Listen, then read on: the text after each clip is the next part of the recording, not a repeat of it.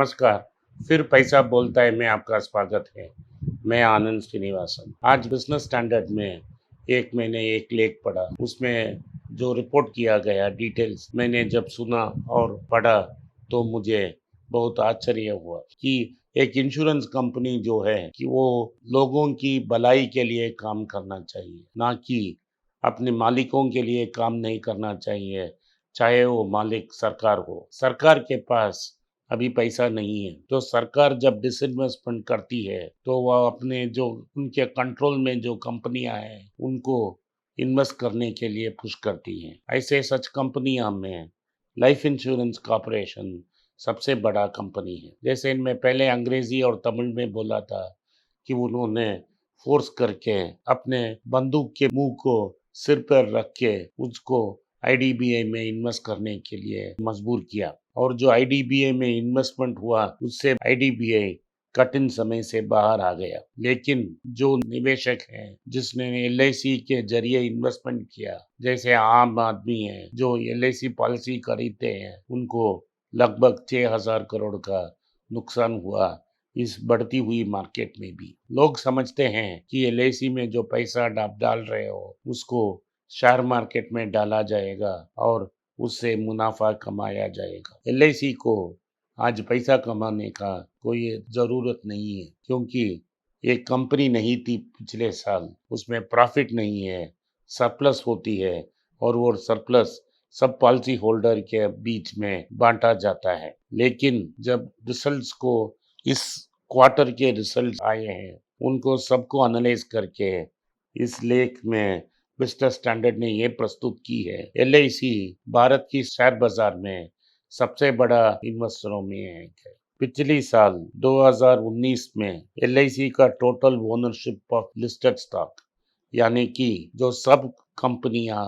List हुए हैं stock market में, उनमें से एलआईसी का होल्डिंग 0.44% थी, और एक साल बाद एलआईसी ने बेच बेच के आज उनका होल्डिंग 3.69 तक नीचे गिर गई है। लगभग 0.0 उन्होंने शेयर्स बेची है। ये चोटी लगती है, लेकिन टोटल होल्डिंग में लगभग 20% उन्होंने बेच दिया है। अगर एलआईसी के पास 100 शेयर थी, उन्होंने 20% बेच दिया। आप समझे होंगे कि इस साल में बहुत बढ़ोतरी हुई है, तो इस साल में एलआईसी बेचा है। लेकिन जब वो उन्होंने रिजल्ट को एनालाइज किया तो उन्होंने ये पाया कि एलआईसी पिछले जून जब मार्केट सबसे नीचे पोजीशन में थी मार्च के बाद, उस समय से लेके आज तक लगातार एक साल के लिए पैसा बेच रही है। क्यों पैसा बेच रही है?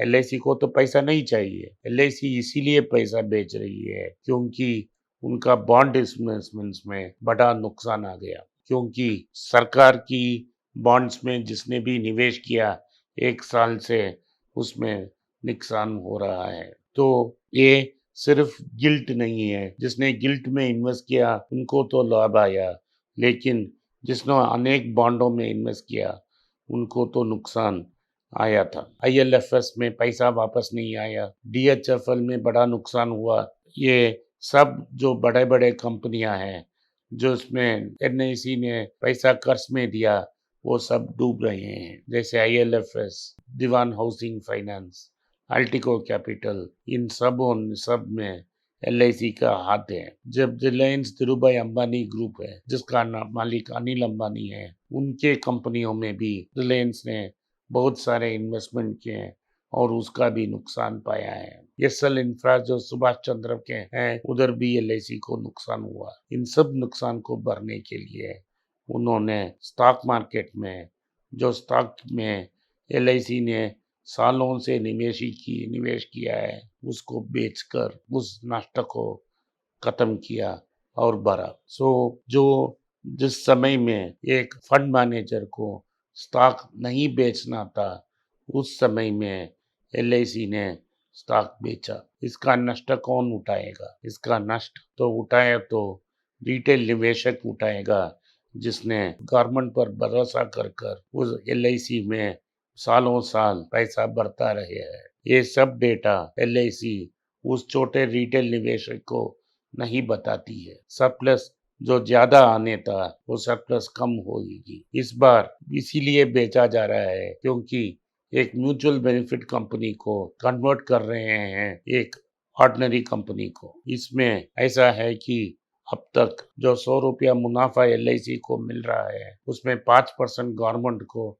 सॉवरेन गारंटी फीस में मिल रहा है, 95% पॉलिसी होल्डर्स के बीच में बांटा जाता है। लेकिन अब सरकार क्या कर रही है, इसको एक कंपनी में बदलकर बेचने में 90% पॉलिसी होल्डर को बेच रहे हैं, 5% शेयर होल्डर खाएगा और 5% गवर्नमेंट खाएगी। ये शेयर होल्डर आज ही निवेश करेंगे और जिससे शेयर होल्डर में पैसा डाला उस पैसा को गवर्नमेंट खाएगी अपनी रेवेन्यू डेफिसिट को भरने के लिए। इन सब के नुकसान कौन ले रहा है?